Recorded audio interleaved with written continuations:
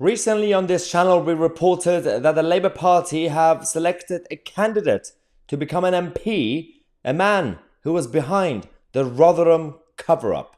Well, we have a new update on that front.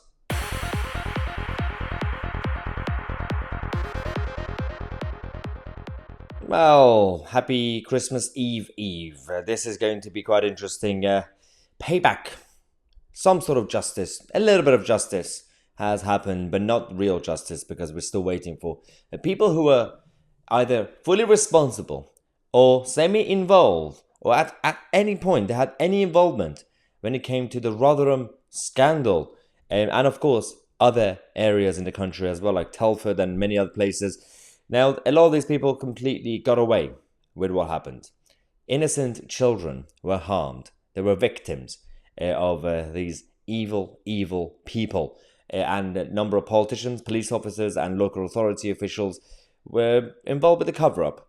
Now, one of them, Dominic Beck, who was a councillor at the time, was recently chosen as the Labour Party candidate to become an MP, to come to Westminster, to join the swamp of the establishment.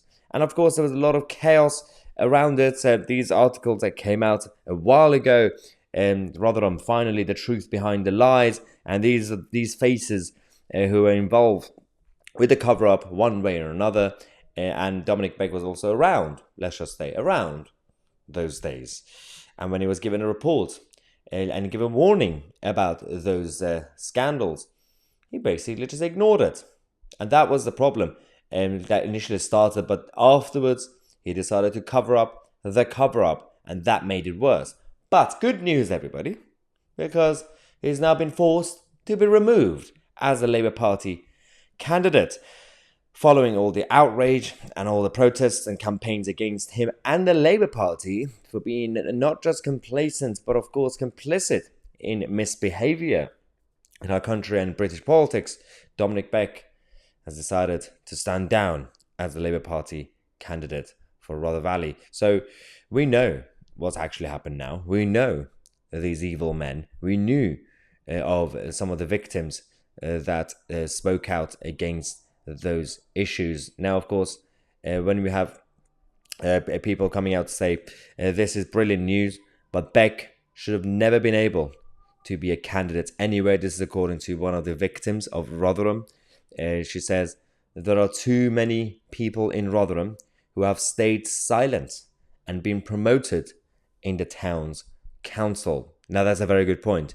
Not only they got away with it, but they continue their career like it's a normal week. And this is the problem. She continues by saying, why should people like Beck be rewarded while survivors and their families suffer day in, day out? No one who has had knowledge of the scandal or stayed silent should be serving in any public office, let alone selected to run for Parliament. Now, I absolutely agree. Spot on remarks when it comes to some of these people who were involved. Now, they were the actual people who committed the crimes and harm our innocent girls in this country. That's one thing. And that hasn't even been dealt with properly because some of them are still going around. Some of them are still free. It's the same thing with extremists who are still a risk to national security. We have thousands of them who are freely walking around the streets of the United Kingdom.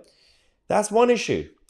But the ones who were responsible when it came to the position of power and authority, why is it that even to this day, we're still not seeing any proactive narrative in the mainstream media, in the political establishments? We've had every now and then an MP like Sarah Champion coming out to talk about the crisis in general, the scandals that happened. But where is it? Are there any debates in Parliament, any recognition, any sort of bill or attempt to change something? Name and shame. Start a campaign.